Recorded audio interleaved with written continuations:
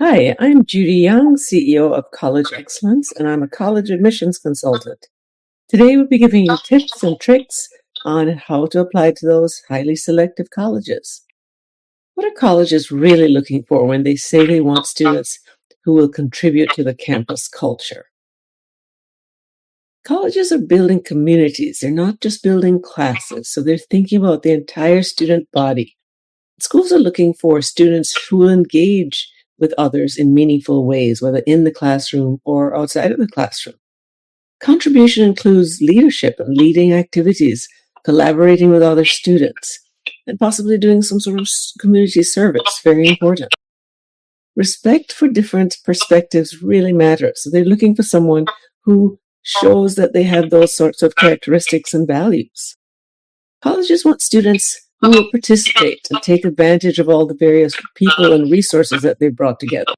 They're not looking for students who will just be holed up in their dorm room and not get out and interact at all with other students and the campus as a whole.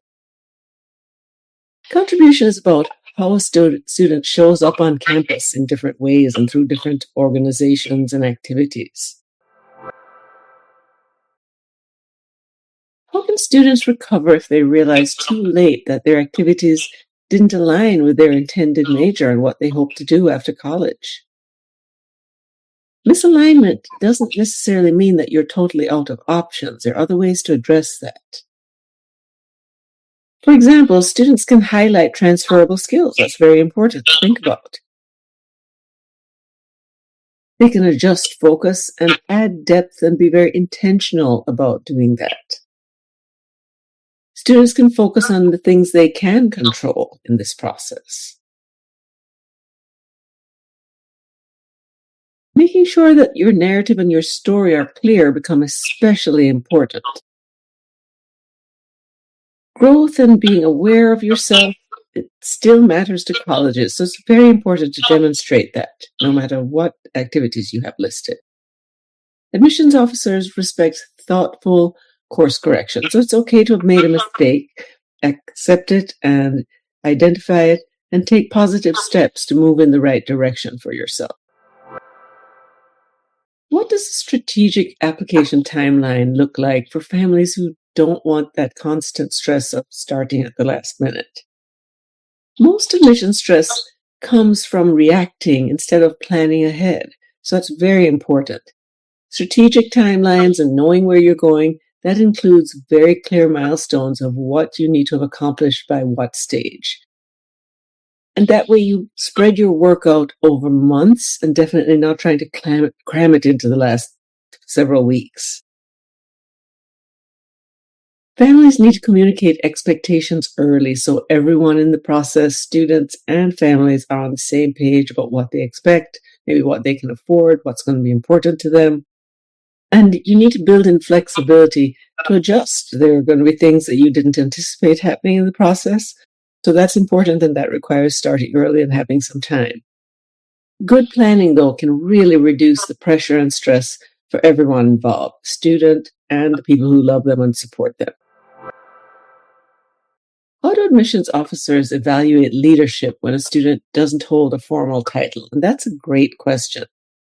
Leadership is about responsibility. What are you actually accomplishing? What impact are you having? It's not necessarily the title or the position that you hold. Admissions officers look for the initiative that you took, and did you take ownership of the project that you're working on? Again, what impact did you have? So mentoring, service, and problem solving. The activities that you have during those extracurriculars, those all count as leadership. It's more about the role and the impact that you're having. Consistent involvement, so doing things over 3 or 4 years, matters far more than titles. So something that sounds impressive that you only did for 2 weeks or 3 months. So consider consistency and impact. You keep hearing me use that word. That is far more important than recognition. So always consider what impact you're having in the role that you're in. And you show your leadership through action, not through labels or titles. What mistakes do high-achieving students make that actually can hurt their applications? Doing more and having tons of activities is not always better in college admissions. Overloading your schedule, one, is going to make you exhausted, and it's not going to really show the focused effort that you want in terms of what's important to you, and it can dilute your impact. Chasing prestige instead of going after fit can actually weaken your application. Ignoring whether your story hangs together. Your story really needs to be consistent. And if it's not consistent, it's going to create confusion in the admissions officer's mind. And burnout can definitely affect your performance. So you don't want to overschedule yourself. You want to be clear about a few targeted activities and go and build depth, not just have hundreds of activities on your resume. Focused effort is far more powerful than just accumulating lots and lots of unrelated activities. Do you need help? Give us a call, 713-333-9359, or you can email us, jyoung@collegeexcellence.com.